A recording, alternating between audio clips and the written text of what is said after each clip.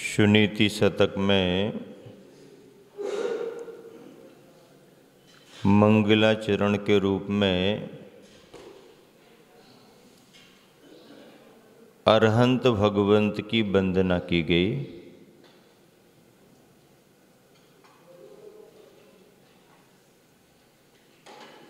और प्रतिज्ञा के रूप में स्पष्ट किया गया कि मैं सुनीति शतक को लिखूंगा। और लेखन का उद्देश्य भी बतलाया कि धरा पर इतियों का अभाव हो, अर्थात सुखी रहें सब जीव जगत के। क्रम से आगे बढ़ते हुए गुरुवर ने नीति परक कथन करते हुए बड़ा ही प्रेरक श्लोक लिखा है। मूलेन पुष्टम न मलेन जुष्टम, मूलेन पुष्टम च मलेन जुष्टम, नवीन वस्त्रम नहीं नीर पाई, गुरुपदेशामृत रागहीनः शास्त्रोपजीवी खलु धीधरोपि।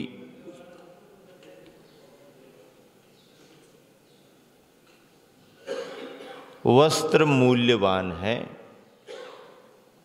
महंगा है, कीमती है, लेकिन ऐसा वस्त्र यदि मलेन जुष्टम,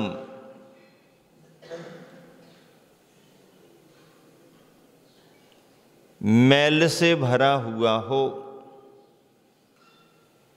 बहुत चिकनाहट को लेकर के हो, या ऐसा वस्त्र जो बनने के बाद में कंपनी से ही धुला हुआ रिफाइन होकर के ना आया हो, ऐसे वस्त्र को यदि पानी में डाल भी दें तो है नया नया वस्त्र पानी को जल्दी सोखता नहीं है।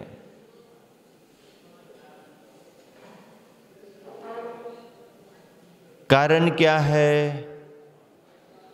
कारण ये है कि वस्त्र में चिक्कन पड़ा ज्यादा है। वस्त्र में चिकनाहट के कारण मैल काफी जम गया है। या यूं समझ लें कि जो लट्ठा का कपड़ा आता है ना, लट्ठा के नाम से ही फेमस है, वो कपड़ा जब 4 से 10 बार धोएंगे तभी वो नरम होता है। ब्रह्मचारी अवस्था में हम थे, धोती दुपट्टा के इंतजाम में संग में उसी को पहनने की व्यवस्था थी। उस समय कुछ ऐसा चलन भी नहीं था और जानकारियां भी नहीं थी। अब तो एक से एक कपड़े परिचय में आ गए हैं। सराब खुद भैया जी को अच्छे से अच्छा ला करके बताते हैं, दिखाते हैं। हम लोगों के समय में तो सीधा लट्ठे का कपड़ा आ गया और अपने अपने नाप के हिसाब से ले लो। पर वो नया कपड़ा भारी भारी लगता था, फूला फूला दिखता था, मुड़ता ही नहीं, शरीर पर जमता ही नहीं। ऐसे वो धोती दुपट्टे जब 2, 4, 10 बार बार बार धोएंगे, ठीक ठाक करेंगे, उसके अंदर का माड़ जो निकल जाएगा तो फिर कपड़ा नरम हो जाता था। अनुभव की बात है। तो ऐसा वस्त्र जो चिक्कन पने को लेकर के हो, मैल से सना हुआ है, माड़ आदि का उसमें सघन संस्कार है, तो उस वस्त्र को यदि हम पानी में डाल भी दें तो जल्दी भीगता नहीं है, गीला नहीं होता। ऊपर ऊपर से लगता है कि पानी के अंदर गया तो भीग गया होगा, लेकिन वो यूं ही बना रहता है, पानी को सोखता नहीं है। कारण क्या है? कारण यही कि उसमें अभी चिक्कणपना है, मैल जमा हुआ है। मलेन जुष्टम, मल से वह सहित है, भरा हुआ है। भले ही वस्त्र कीमती हो, अच्छा हो, महत्वपूर्ण भी हो, पर यदि पानी में डालने पर भीगता नहीं है तो वस्त्र सही नहीं माना जाता। इस नीति के अनुसार, इस उदाहरण के अनुसार गुरुवर कह रहे हैं कि गुरूपदेशामृत रागहीनः शास्त्रोपजीवी खलु धीधरोपि। शब्दों का शास्त्री पंडित, जिसे शब्द में पांडित्य प्राप्त है, शास्त्रों का अध्येता बन गया है, सूत्र और सिद्धांतों को पढ़ लिया है, रट लिया है, समझ लिया है, लेकिन ऐसा होने पर भी कई बार ये देखने में आता है कि वह शब्द का शास्त्री पंडित अर्थ के भाव भासना के सार से दूर रहता है। गुरु के उपदेश रूपी अमृत में उसका लगाव नहीं हो पाता है। गुरु महाराज ने जो उपदेशामृत प्रदान किया है, उसके राग से वो हीन है, उसके प्रति अनुरागी नहीं हो पा रहा। क्षयोपशम के बल पर उसने शब्द शास्त्र को तो प्राप्त कर लिया, लेकिन भाव भासना न होने के कारण भाव ज्ञान को प्राप्त नहीं कर पाया। क्या लिखा गया है? जिस प्रकार मूल्यवान किंतु मलिन नवीन वस्त्र नीर का स्पर्श नहीं करता, पानी से नहीं भीगता, उसी प्रकार विद्वान भी यदि शास्त्रों से अपनी आजीविका ही चलाता है तो वह भी यथार्थतः गुरुओं के उपदेशामृत राग से हीन है, अर्थात विद्वता के फल से रहित है। बहुत बड़ी बात कही। वस्त्र को पानी का सुयोग मिला, लेकिन वस्त्र का उपादान ऐसा था कि पानी का योग मिलने के बाद भी वह वस्त्र अंदर से भीग नहीं पा रहा।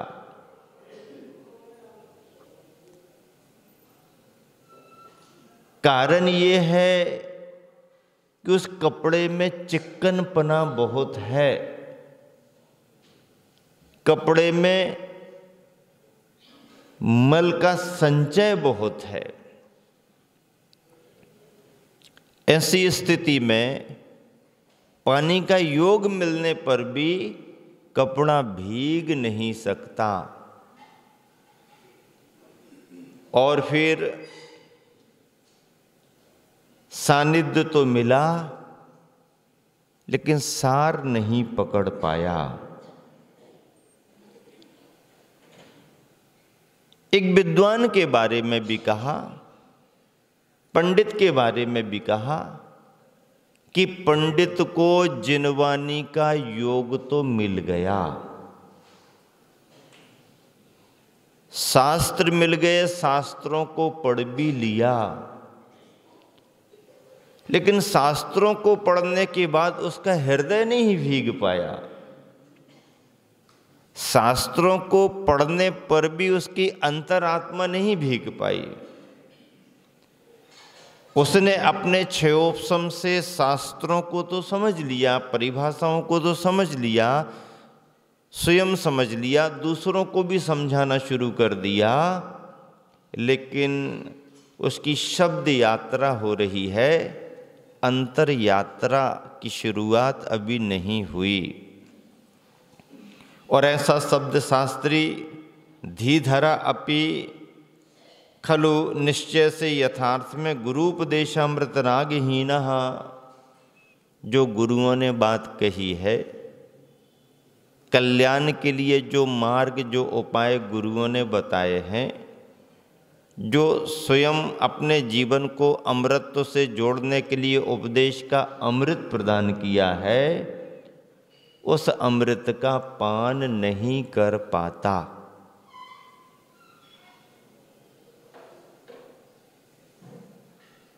पानी के अंदर पत्थर पड़ा रहे तो पड़ा रहे, लगता है पत्थर भीग गया है। कितने लंबे समय से पानी के अंदर पत्थर पड़ा है, अब तो बिल्कुल नम हो गया होगा, तर हो गया होगा। लेकिन जब कभी भी पानी के अंदर से पत्थर को निकालो, ऊपर ऊपर भीगा हुआ रहता है, पर जरा सी हवा लगे, थोड़ी सी धूप मिल जाए तो पानी सूख जाता है और पत्थर पत्थर ही बना रहता है। और यदि पत्थर को फोड़ करके देखो तो अंदर तो पानी का अंश मात्र भी नहीं पहुंच पाता। ऐसे पत्थर को पानी का योग तो मिला, लेकिन अंदर पानी नहीं गया। ऐसे ही अनेक जीव संसार में ऐसे भी हैं कि जिनको जिनवाणी गुरुवाणी का योग तो मिल गया, लेकिन अंतर आत्मा उनकी उस योग के मिलने के बाद भी नहीं भीग पाई। उदाहरण बहुत सारे दिए जाते हैं। माटी अपने को गलाकर भगवान बन गई।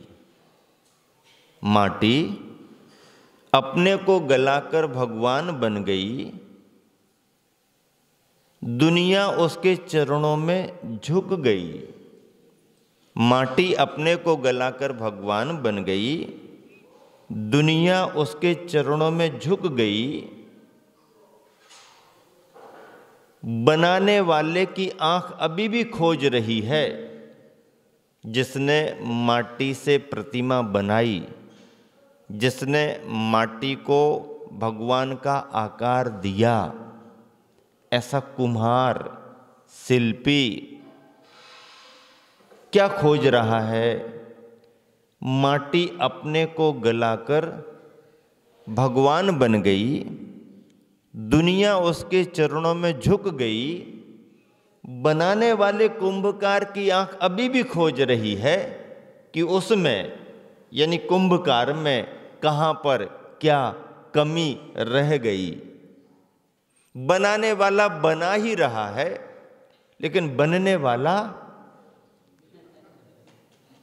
बनाने में ही लगा है, लेकिन बनने वाला बन करके ऊपर जा रहा है। माटी परमात्मा बन गई। बनाने वाला सोच रहा है, विचार कर रहा है, खोज रहा है कि मेरे द्वारा बनाई गई माटी भगवान बन गई, पर मैं बनाने वाला अभी भी यहां पर क्यों? कुछ ना कुछ कमी जरूर है। जिस समय सठखंडागम ग्रंथ की वाचनाएं चल रही थीं,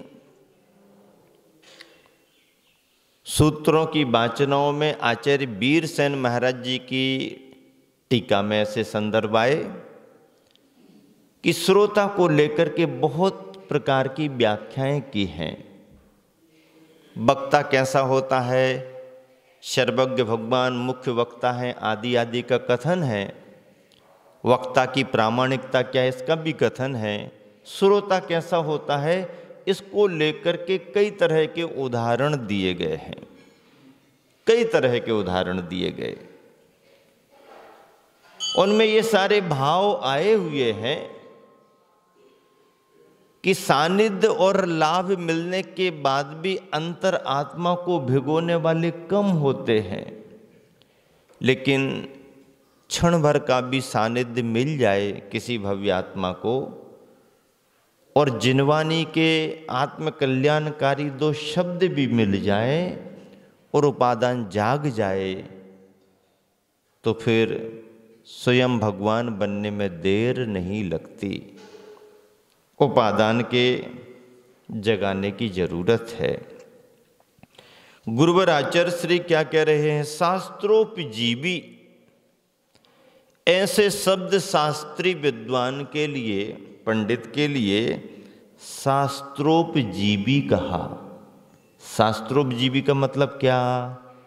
वह शास्त्रों को माध्यम बना करके अपनी आजीविका चला रहा है। आजीविका चलाने के पुरुषार्थ भी तो किए गए हैं, तो हाँ पुरुषार्थ किए गए हैं, आजीविका के प्रबंध भी हैं, ग्रस्तों के लिए उपाय भी बताए हैं, लेकिन खेती हो सकती है, व्यापार हो सकता है, सर्विस यानी नौकरी हो सकती है, ये आजीविका के उपाय हैं। आजीविका चलाने का उपाय क्या? व्यापार, किसानी या फिर सेवा सहयोग, सेवा सर्विस, नौकरी, यही आजीविका के उपाय हैं। धर्म को आजीविका का उपाय नहीं माना, धर्म के ग्रंथों को आजीविका का उपाय नहीं बनाना। जिनवानी व्यापार का साधन नहीं है, जिनवानी जीवन को बदलने का साधन है, जिनवानी जीवन के लिए कल्याणकारी माध्यम है, आजीविका के लिए नहीं।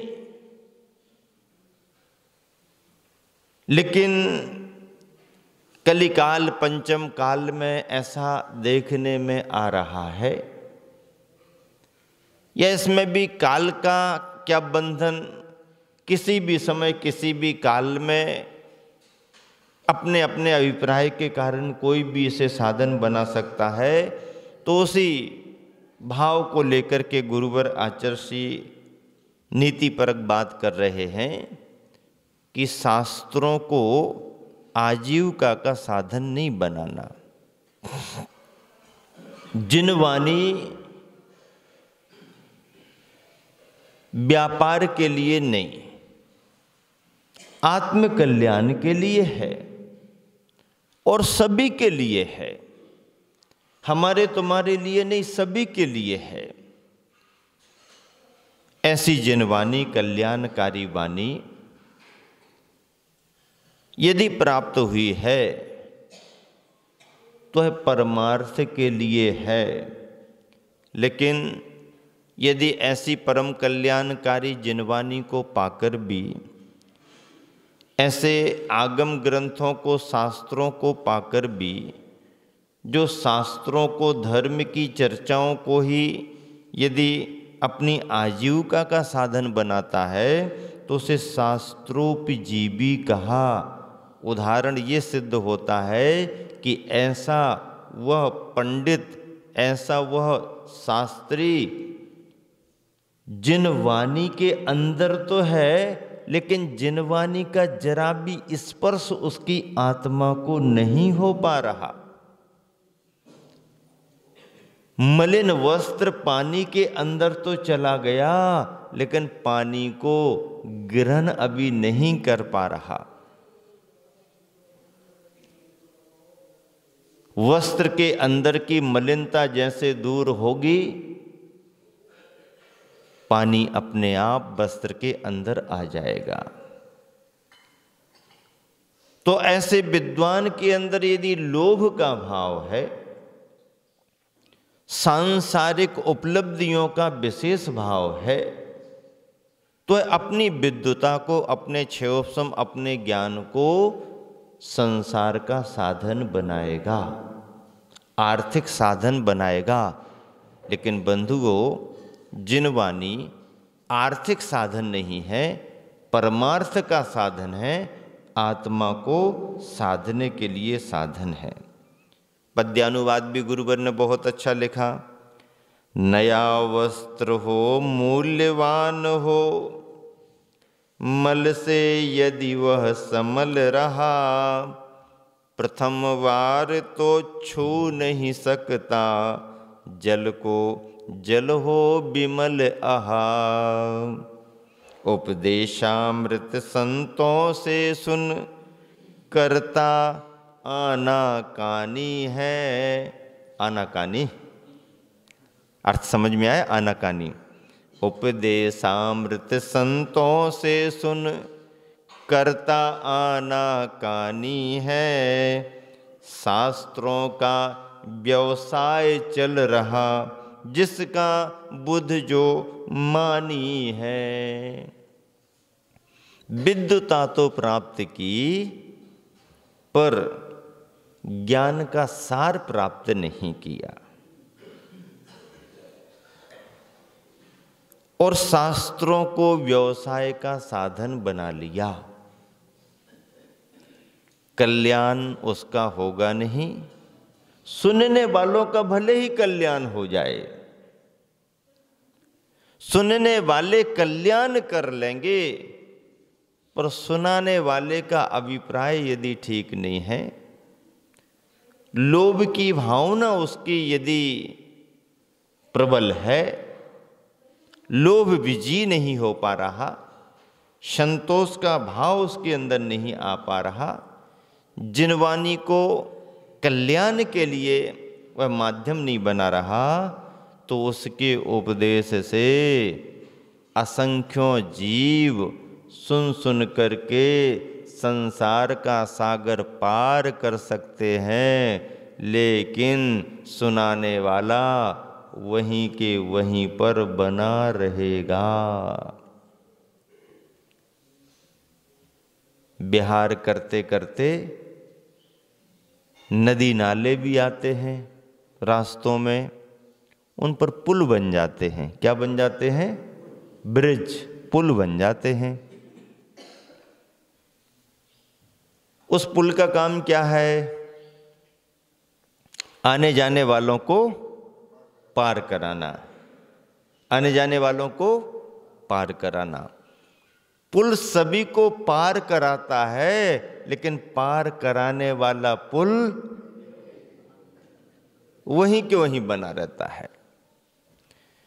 उपादान सोया हुआ है उसका, भाग योग से क्षेयोपम मिल गया, क्या फर्क पड़ता है? एक टीचर स्कूल में सर्विस करके अपनी आजीविका चलाता है, तो यह विद्वान शास्त्रों की बातें सुना सुना करके अपनी आजीविका चलाएगा? नहीं, उद्देश्य आजीविका नहीं है। तो फिर विद्वान को कुछ देना नहीं चाहिए, विद्वान को कुछ लेना नहीं चाहिए, ऐसा भी नहीं है।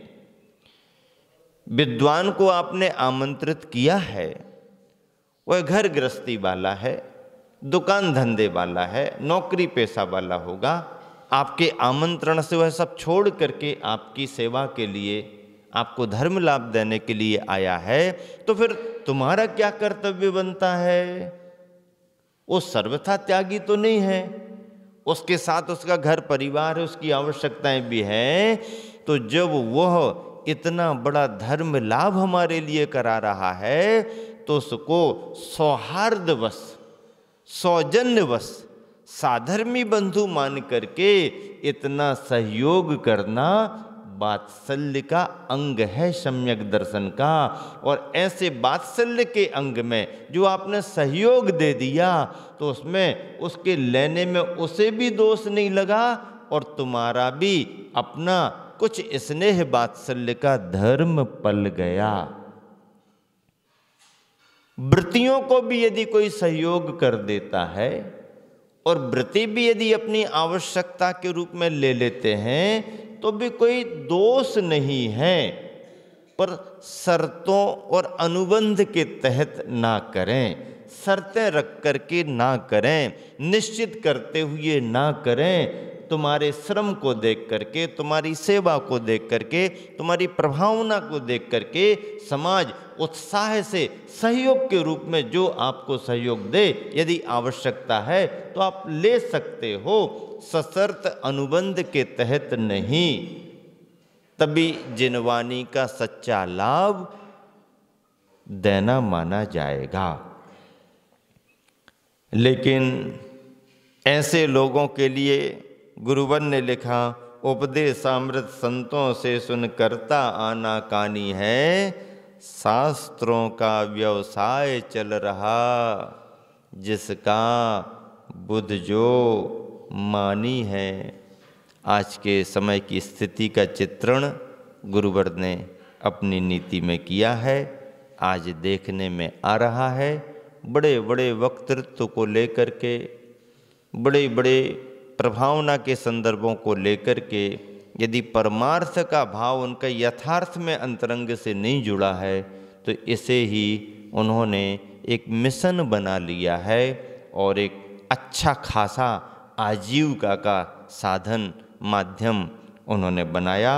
लेकिन ऐसा यदि आजीविका का साधन जिनवानी को लेकर के बनाया गया तो परमार्थ से कल्याण का मार्ग उनका अवरुद्ध होता है और अनेक तरह के कर्मों का बंध भी होता है, जिन कर्मों को काटना फिर बहुत मुश्किल होता है। इसलिए जिनवानी को जन कल्याणी बनाएं, जन जन के कल्याण में कारण बने और स्वयं हमारे कल्याण में कारण बने। जिनवानी हमारे लिए परमार्थ के लिए है, संसार के लिए नहीं। अगली नीति के बारे में आचार्य लिख रहे हैं, शरीर संबंधी कुलादि योगा, मुनेर मुनित्वम न मलत्वमेतु,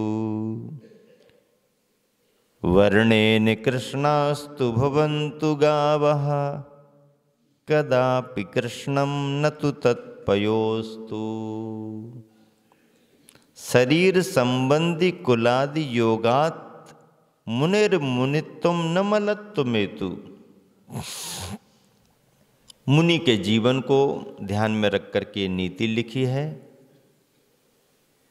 कि मुनि का मुनिपना उसके शरीर आश्रित कुल जाति आदि को लेकर के बंधा हुआ नहीं है। मुनि के जीवन का, मुनि की चर्या का, मुनिपना, मुनित्व का जो भाव है वह मुनि के शरीर संबंधी कुल जाति को लेकर के बंधा हुआ नहीं है। ऐसी अनिवार्यता कदापि नहीं है कि इसी प्रदेश का होना चाहिए, उस प्रदेश का नहीं होना चाहिए, इसी भाषा का भाषी होना चाहिए, उस भाषा का भाषी नहीं होना चाहिए। नहीं, ये कोई अनिवार्यताएं नहीं है। रत्नत्रय को पाने के योग कुल तो अवश्य ही एक सहयोगी बनता है, क्योंकि कुलाचार के रूप में, उच्च वर्ण के रूप में, उच्च वर्णी ही दिगंबर पने को प्राप्त करता है। निम्न वर्णी के लिए दिगंबर मुनि का मुनित्वपना पाना एक तरह से मतलब उसका योग नहीं है, क्योंकि मुनि धर्म के लिए भी कुछ न कुछ तो देह आदि को लेकर के भी मूलाचार का कथन है। लेकिन भावनात्मक तरीके से कोई भी रत्नत्रय जैसे भाव को प्राप्त कर सकता है, पर जब चरणानी योग और मुनि दीक्षा की बात आएगी तो उसमें तो कुल जाति आदि का विचार किया जाता है, मूलाचार उसी से आगे बढ़ता है।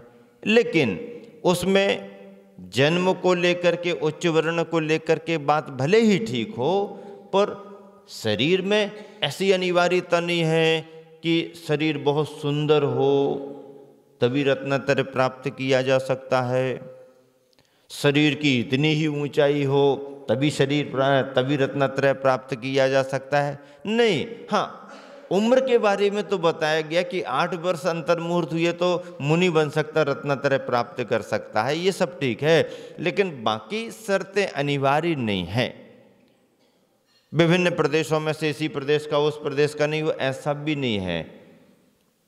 किंतु जिसने तत्व को अच्छे से समझ लिया है और जो पाप भीरु वृत्ति को रखने वाला है, कल्याण की जिसकी अपनी भावना है, जो कुलाचार, सदाचार, श्रावकाचार को समझ रहा है, वही परमार्थ से मुनि के मार्ग पर आगे बढ़ सकता है, मुनि धर्म को प्राप्त कर सकता है।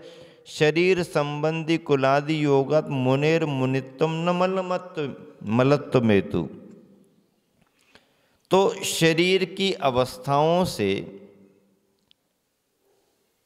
या जन्म की अवस्थाओं से मुनि का मुनिपना बाधित नहीं होता है। राजघराने में यदि जन्म लिया होगा तो ही मुनि धर्म पलेगा, व्यापारी के यहाँ लिया होगा तो नहीं, सर्विस वाले के यहाँ लिया होगा तो नहीं है, किसान आदमी के यहाँ जन्म हुआ होगा तुम्हारा तो नहीं, नहीं, ऐसा कुछ नहीं है। चक्रवर्ती बनकर के दीक्षा लेंगे तो ही मुनि माने जाएंगे, तो बड़े वाले मुनि महाराज माने जाएंगे।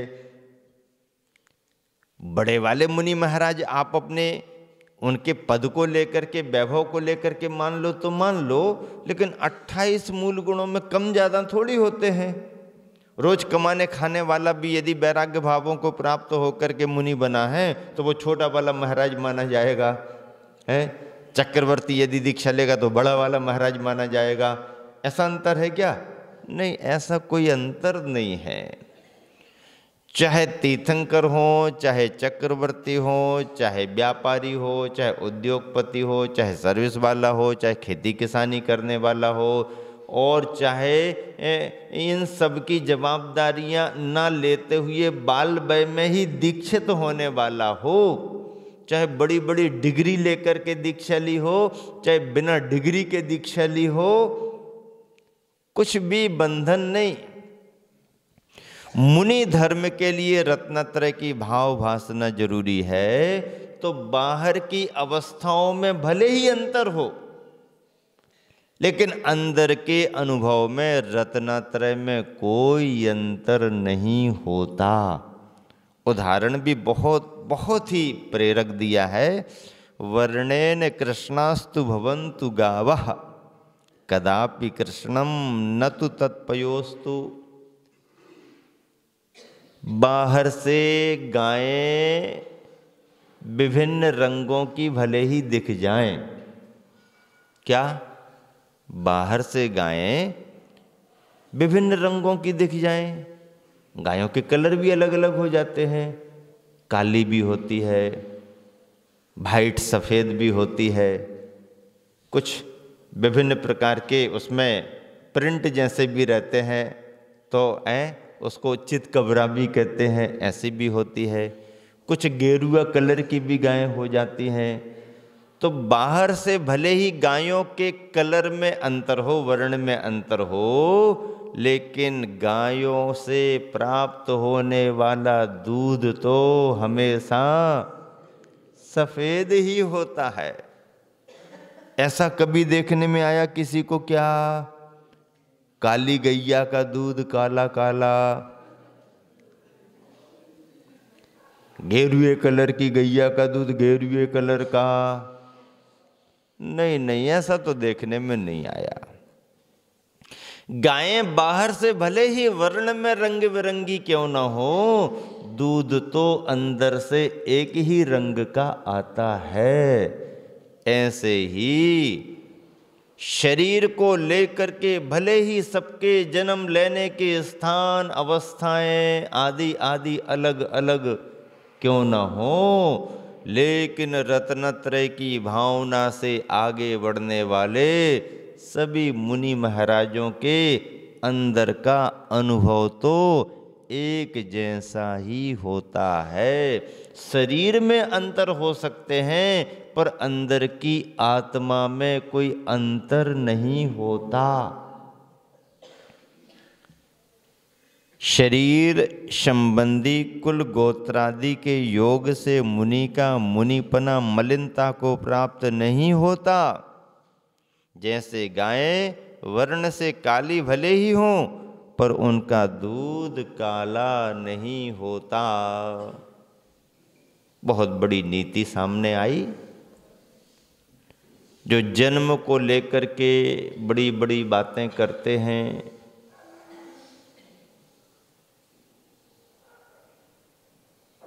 और बहुत सारे समुदाय ऐसे भी हैं जिन्होंने बहुत सारे भेद प्रभेद करते हुए आध्यात्मिक साधना के लिए बहुत सारी शर्तें लगा दी। जैन दर्शन सूक्ष्मदर्शी दर्शन है। जैन दर्शन अंतरात्मा के परिणामों को पकड़ करके कथन करने वाला दर्शन है। गहनता है, विशालता है, सूक्ष्मता है इसमें। और इसलिए कहा गया है कि जन्म की दृष्टि से भले ही कोई कहीं पर कैसा भी क्यों ना हो, पर भावों की दृष्टि से यदि विश्लेषण करें तो भाव वासना तो अंदर से सुख दुख की सबकी एक सी ही होती है। चेतना की सामर्थ्य तो सभी के अंदर एक सी ही है। चेतना में कोई अंतर नहीं है। ज्ञान दर्शन के स्वभाव में कभी कोई अंतर नहीं आया। और जब हमारे अंदर का उपादान जाग गया और धर्म करने की भावना बन गई तो बाहर की परिस्थितियां गौण हो जाती हैं, अंतरंग के भाव प्रधान हो जाते हैं। मुनि धर्म के पालने में शरीर को लेकर के अवस्थाएं भिन्न भिन्न हो सकती हैं। किसी का समचतुरस संस्थान हो सकता है, किसी का कोई दूसरा संस्थान हो सकता है, किसी का कोई दूसरा संस्थान हो सकता है। 6 संस्थानों में मुनि अवस्था बनती है। 6 संस्थानों के साथ में मुनि धर्म पाला जा सकता है। समचतुरस संस्थान, न्यग्रोध परिमंडल संस्थान, वामन संस्थान, स्वाति संस्थान, कुब्जक संस्थान, हुंडक संस्थान, सभी संस्थानों में चरणान योग की दृष्टि से मूलाचार का मुनि धर्म पाला जा सकता है। 6 संस्थानों में, 6 प्रकार के आकार प्रकारों में मुनि धर्म पाला जा सकता है। कोई पाबंदियां नहीं है। व्यवस्थाएं अलग अलग रहेंगी, उनकी बात अलग है, लेकिन 6 संस्थानों में मुनि धर्म का पालन हो सकता है, क्योंकि शरीर का संस्थान आत्मा का स्वभाव नहीं है। समय सार कहता है शरीर की अवस्थाएं, शरीर के आकार प्रकार आत्मा के धर्म नहीं है। जब आत्मा के धर्म ही नहीं है, ये तो कर्मों की वजह से मिले हैं, और कर्म जीव का, चेतना का, आत्मा का स्वभाव नहीं है। कर्म की वजह से मिले हैं तो कर्म एक ना एक दिन हमारे पुरुषार्थ से नष्ट होगा, और कर्म को नष्ट करेंगे तो शरीर की अवस्थाएं भी नष्ट हो जाएंगी। ये अवस्थाएं बाहर बाहर की हैं, अंदर का चेतना का धर्म तो एक जैसा ही है। और उस रत्नत्रय के चेतना के धर्म का अनुभव सबको एक जैसा ही होता है। बाहर से कोई ज़्यादा फर्क नहीं पड़ता है, अंतरंग का अनुभव सबका एक सा।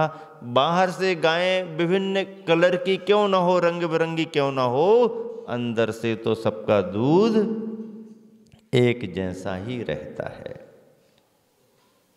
अगला श्लोक है। इस श्लोक में भी एक नीति आई है। वाञ्छन्ति संधिं न यमेन सार्ध मक्षार्थ मुग्धा वयसैव वृद्धाः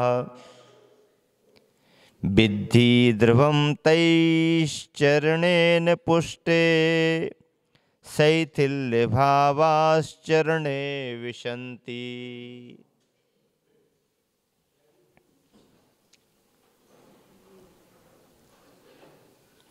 वाञ्छन्ति संधिं न यमेन सार्धम अक्षार्थ मुग्धा वैसैव वृद्धाः। इंद्रिय विषयों में आसक्त, इंद्रिय के विषयों में आसक्त, इंद्रियों के विषयों में आसक्त है और चारित्र संबंधी शिथिलता को प्राप्त है, ऐसा वृद्ध भले ही हो उम्र में बूढ़ा हो गया है, इससे कोई फर्क नहीं पड़ता, पर यमेन सार्धम संधिम न वांछन्ति, वह वृद्ध होकर के भी संयम के साथ मिलना नहीं चाहता। उम्र बढ़ गई लेकिन तृष्णा नहीं घटी, शरीर बूढ़ा हो गया लेकिन अभी करने धरने के विकल्प खत्म नहीं हो पा रहे। ऐसे उन असंयमी वृद्धों को लेकर के कहा गया है कि इंद्रिय के विषयों में आसक्त रह करके जिंदगी निकाल दी, शरीर शिथिल हो गया है, इतना होने के बाद भी वह संयम से मिलना नहीं चाहता, संयम को प्राप्त करना नहीं चाहता। अब यदि संयम को प्राप्त करना नहीं चाहता तो ऐसे शिथिल स्वभावी असंयमी से दूर रहना ही हमारे लिए हितकर है। हितकर है कि नहीं है? हितकर है ना भैया। तुम्हारी रुचि कुछ नियम संयम लेने में हो तो हमारे पास बैठो, और यदि तुम्हारी रुचि नियम संयम लेने की नहीं है और तुम्हारा घर गृहस्थी से मोह कम नहीं हो रहा है, सांसारिक मोह कम नहीं हो रहा है, तो हमारे पास बैठ करके करोगे क्या तुम? फिर तो हमें भी चिंता होने लगेगी कि भैया ऐसा आदमी ज्यादा हमारे पास बैठेगा तो ऐसा ना हो कि उसका ये असर हमारे पर पड़ने लगे। तो अपना बचाव तो करना पड़ेगा ना, क्योंकि खरबूजे को देख करके खरबूजा रंग बदलता है। अब यदि असंयम का खरबूजा पका हुआ है तो संयम का थोड़ा सा कम पका हुआ खरबूजा हो सकता उससे प्रभावित हो जाए, और यदि संयम का खरबूजा अच्छा पका हुआ है तो संभावना बनती है कि असंयम के अध पके खरबूजे पर संयम के खरबूजे का असर पड़ जाए। शिथिल स्वभावी इंद्रिय विषयों का पोषक ऐसा असंयमी गृहस्थ उम्र बिताने से बूढ़ा भले हो गया हो, पर चारित्र और संयम लेने की उसकी भावना नहीं है, तो फिर त्यागी वृत्तियों को, ज्ञानी जनों को, संयम के मार्ग में लगने वाले वृत्तियों को ऐसे असंयमियों से दूरी बना करके रखनी चाहिए। महाराज फिर हमारा कल्याण कब होगा? तो निवेदन तो करो कि हमारा कल्याण कब होगा। तुम निवेदन ही नहीं कर रहे। नहीं नहीं महाराज, तो आपके पास बैठेंगे तो कभी ना कभी तो भाव बनेंगे, तो ऐसा मन में तुम्हारे आए तो कि कभी ना कभी हमारे भी भाव बने, लेकिन अभी तुम्हारी भाषा में ऐसा कुछ ना निकल रहा हो, ऐसी भावना तुम्हारी ना झलक रही हो, और हमारे पास बैठ करके भी तुम राग रंग की बातें करो और राग रंग का वातावरण बनाने की कोशिश करो, तो भैया हमें तो फिर जल्दी जल्दी अपना बचाव, धर्मात्मा को तो बचाव करना ही पड़ेगा। संयम नहीं ले पा रहे कोई बात नहीं, पर संयम लेने की भावना तो हो। कुछ वृत्ति में ऐसा झलके तो कि भाई चलो नहीं ले पा रहा कोई बात नहीं, पर लेने की भावना है, संयमियों को महान मान रहा है, संयमियों की छाया प्राप्त करना चाहता है, आदि आदि कुछ भाव प्रकट हो तो ठीक है भैया, बैठना शुरू करो, सुनना शुरू करो, कभी ना कभी बदलाव आएगा। उम्मीद के भरोसे आशा पर आसमान टिका हुआ रहता है, आज नहीं तो कल, कल नहीं तो परसों, कभी ना कभी तो ये भी आगे बढ़ेगा। ये सोच करके कुछ उसको सहयोग दे सकते हैं, लेकिन असंयम के प्रति आसक्ति घट नहीं रही है, विषय कसायों से उदासीनता आ नहीं रही है, बल्कि हाव भाव में, चाल चलन में, खान पान में, पहनाव में असंयम का ही पोषण हो रहा है। तो ऐसे असंयमी जनों से बच कर के रहने की नीति प्रेरणा के रूप में गुरुवर ने सुनीति शतक में बतलाई है।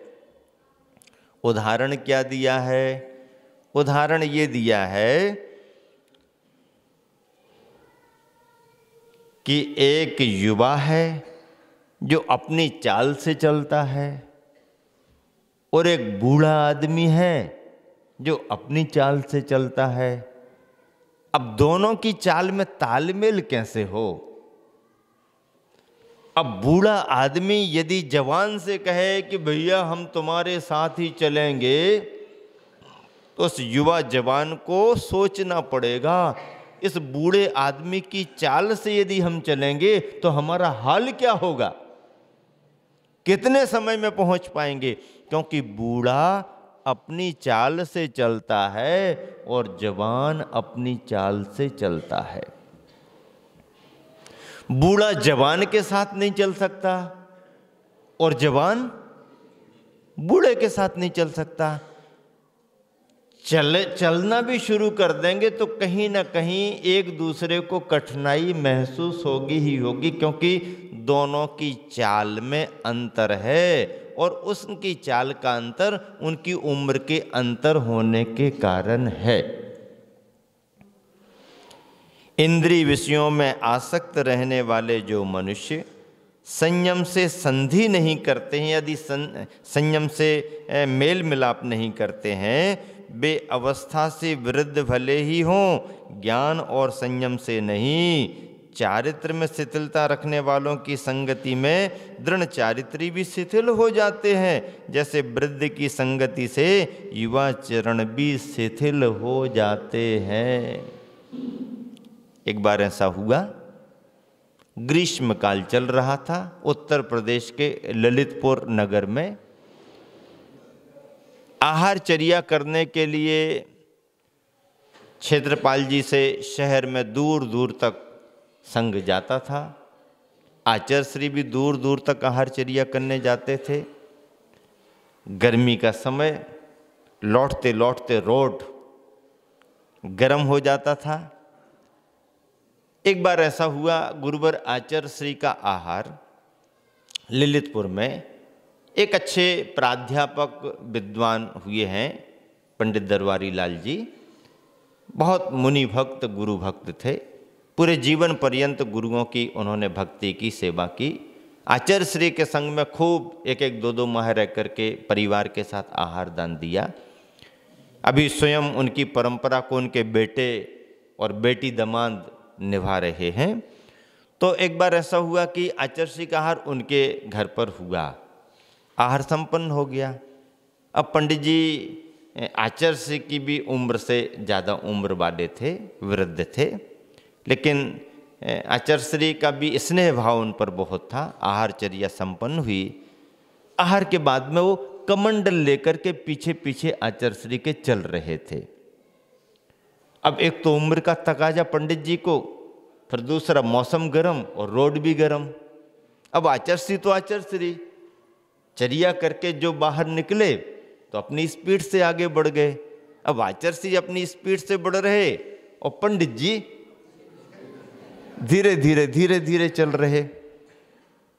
अब आचार्य श्री बार बार पीछे देखें तो थोड़ा सा पंडित जी फिर तेज हो जाएं और फिर धीरे धीरे ढीले हो जाए। आचार्य श्री को लगा कि पंडित जी को कुछ असुविधा सी हो रही है, स्पीड तो बना नहीं पाएंगे क्योंकि उनकी उम्र ही ऐसी है। तो आचार्य श्री थोड़े धीमे धीमे हुए और जब पंडित जी का थोड़ा पास में आना हो गया तो आचार्य श्री मुड़ करके उनकी तरफ देखते हैं और मुस्कुरा करके कहते हैं, पंडित जी अब आपकी चाल तो बदलेगी नहीं, थोड़ी देर के लिए मैं ही अपनी चाल बदल लेता हूँ। आपकी चाल तो बदलने वाली नहीं है, थोड़ी देर के लिए, मतलब स्थान तक पहुँचने के लिए, हमेशा के लिए नहीं, स्थान तक पहुँचने के लिए। हमेशा के लिए तो मुश्किल हो जाएगा, तो थोड़ी देर के लिए आपको सहयोग करने के रूप में, ताकि आप भी आसानी से साथ साथ चल सको, तो थोड़ी देर के लिए मैं बदल लेता हूँ। मतलब ये है कि यदि वृद्ध कोई साथ चल रहा है तो अच्छी तेज चाल चलने वाले को असुविधा होती ही है। और इसी बात को लक्ष्य में रख करके आचार्य कुंद कुंद स्वामी ने प्रवचन सार में मुनियों के लिए लिखा है कि बे मुनिवर, अपने से बड़े साधु की छाया को प्राप्त करें। किनका सानिध्य प्राप्त करें? अपने से बड़े साधु का सानिध्य प्राप्त करें। बड़े साधु का सानिध्य प्राप्त करने का मतलब क्या है? फिर छोटे के साथ कौन रहेगा? नहीं, छोटे के साथ तो रहेंगे ही रहेंगे, समय विशेष पर छोटे के साथ भी रहा जाता है। छोटे के साथ रहने के भाव अलग रहते हैं, लेकिन बड़े के साथ रहना चाहिए, ऐसा क्यों लिखा? ऐसा इसलिए लिखा कि बड़ों के पास यदि आप रहोगे तो बड़ों के गुणों को आप प्राप्त करते रहोगे। बड़ों से कुछ पाने के लिए मिलेगा। पर यदि हम छोटे के पास रहेंगे तो छोटे से पाने के लिए कम अवसर होते हैं, छोटे को देने के लिए ज़्यादा अवसर होते हैं। अब यदि हमारे को पाने का भाव है तो फिर बड़ों की शरण, बड़ों का सहारा ही लेना जरूरी होता है। कितनी बड़ी दूरदर्शिता की बात आचार्य कुंद कुंद स्वामी ने लिखी कि मुनिजन अपने से बड़े गुणी मुनिजनों के सहारे को प्राप्त हों, उनके सानिध्य को प्राप्त हों, ताकि निरंतर हमारे में भी उनके उन गुणों का विकास हो, उनके वह गुण हमारे लिए भी प्राप्त होते रहें। आचार्यों की छाया, आचार्यों का सानिध्य, आचार्यों की शरण मुनियों के लिए इसलिए महत्वपूर्ण होती है कि आचार्यों के, गुरुओं के गुण प्राप्त होते रहते हैं और अपने से बड़ों का सानिध्य प्राप्त करने से उनके अनुभव मिलते रहते हैं। अनुभव अपने आप में संसार में सबसे बड़ा गुरु माना गया है, सबसे बड़ा गुरु माना गया है। अनुभव से बड़ा गुरु इस संसार में और कोई दूसरा नहीं है। बाहर का गुरु तो बाहर से सिखाता ही है, बाह्य रूप में हमारे लिए जो गुरु मिले वो तो महानतम है ही, लेकिन महानतम गुरु मिलने के बाद भी यदि हमने अपने अनुभव को अपना गुरु नहीं बनाया तो बाहर के गुरु मिलने पर भी अंतरंग का करंट उतना आपको शायद ही मिल पाए। इसलिए बाहर के गुरु की शरण को प्राप्त करके अपने अंतरंग के गुरु का अनुभव प्राप्त करना पड़ता है। अभी आपके विद्यालय में थोड़ा सा पीछे जाकर के भ्रमण किया, एक नज़र पड़ी, लिखा हुआ दिख गया, मुझे उतना ही लिखा हुआ मंत्र के समान काम कर गया। क्या काम कर गया? अध्यापक सिखा करके परीक्षा लेता है। अध्यापक कौन होता है? विद्यार्थी को पढ़ाता है, सिखाता है।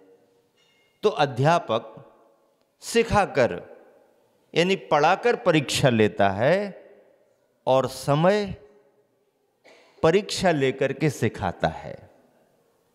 समय जो होता है वो पहले परीक्षा लेता है और उसी परीक्षा से वो सिखाता है। अध्यापक सिखा करके परीक्षा लेता है। देखो कितनी मार्मिक बात है। यदि उसकी गहराई को हम समझें, पकड़ें, तो एक मंत्र के बराबर, एक सूत्र है, फार्मूला है।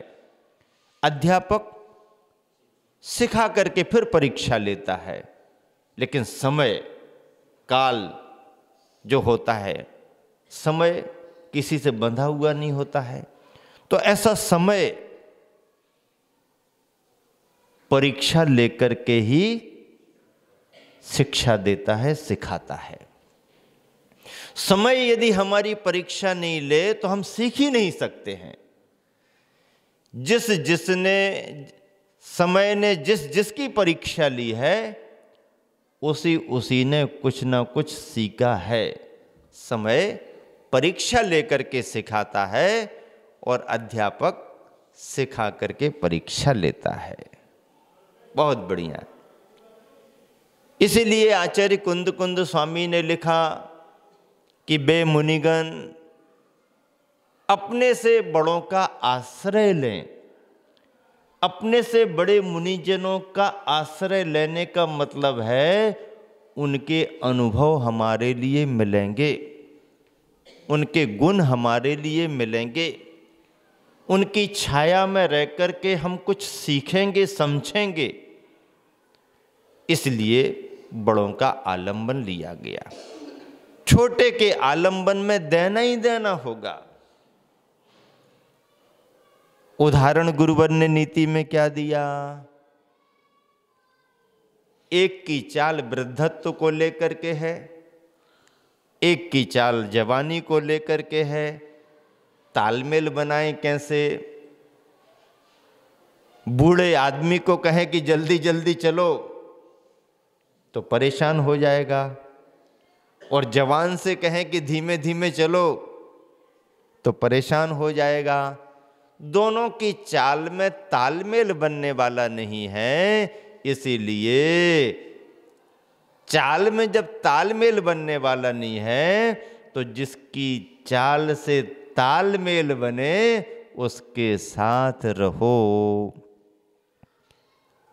जिसका लक्ष्य संयम नहीं है, असंयम की प्रधानता है, विषयों की बहुलता है, राग रंग का ही जिसका जीवन है, उसी को मान करके चल रहा, उसी का वह लक्ष्य है, तो ऐसा असंयमी विषयासक्त व्यक्ति यदि संयमी जनों के पास आता है तो संयमी जनों पर भी उसका असर पड़ने लगता है। इसलिए संयमियों को चाहिए कि असंयमियों की संगति से दूर रहें। दूर रहेंगे तो फिर असंयमी जनों को संयम लेने की प्रेरणा कैसे मिलेगी?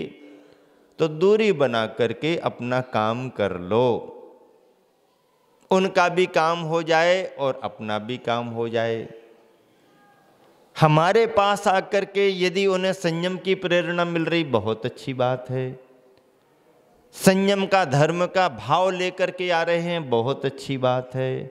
संयम की भावना से आ रहे हैं, बहुत अच्छी बात है। कल्याण की भावना से असंयमी अज्ञानी भी आए, कोई बात नहीं, क्योंकि असंयमी ही तो संयमी बनता है। पर लक्ष्य भी तो उसका हो, लक्ष्य उसका दिखाई तो देता है, लक्ष्य समझ में तो आता है। लक्ष्य यदि है तो असंयमी संयमी की संगति करके संयम को प्राप्त हो जाता है। खरबूजे को देख करके खरबूजा रंग बदल देता है। इसलिए गुरुवर आचार्य श्री बार बार यही तो कहते हैं कि पिच्छी ले लो, व्रती बनो, संयमी बनो। नहीं ले पा रहे तो कोई बात नहीं, पुरानी लेना शुरू करो, पुरानी से तो शुरू करो, सेकंड हैंड से तो शुरू करो, करो तो कहीं ना कहीं से तो शुरू करो। पिच्छी लेना शुरू करो, व्रती बनना शुरू करो, व्रती बनना शुरू करो, व्रती बनना शुरू करो, पिच्छी लेना शुरू करो। और इतना कहने पर भी यदि कोई कहता है गुरुदेव बात आपकी बहुत सही है, अच्छी लग रही है, व्रती बनना है, ना सही नई पिच्छी पर पुरानी पिच्छी लेने का भाव है, तो क्या करें? अभी तो तुरंत में हिम्मत नहीं हो रही है, अभी अनुकूलता नहीं है, तो क्या करें? पिच्छी तो नहीं ले पा रहे, तो क्या करें? तो फिर आचार्य श्री कहते हैं पिच्छी नहीं ले पा रहे तो कोई बात नहीं, कम से कम पिच्छी वालों के पीछे पीछे लगे रहो, पिच्छी वालों के पीछे पीछे लगे रहो। और यदि तुमने लक्ष्य बना करके पिच्छी वालों का पीछा करना शुरू किया, पिच्छीधारियों के पीछे पीछे लगना शुरू किया, तो एक ना एक दिन व्रती बन जाओगे। और व्रती बनना ही अपने जीवन का लक्ष्य होना चाहिए। असंयम के साथ जन्म हुआ कोई बात नहीं, लेकिन असंयम के साथ मरण नहीं होना चाहिए।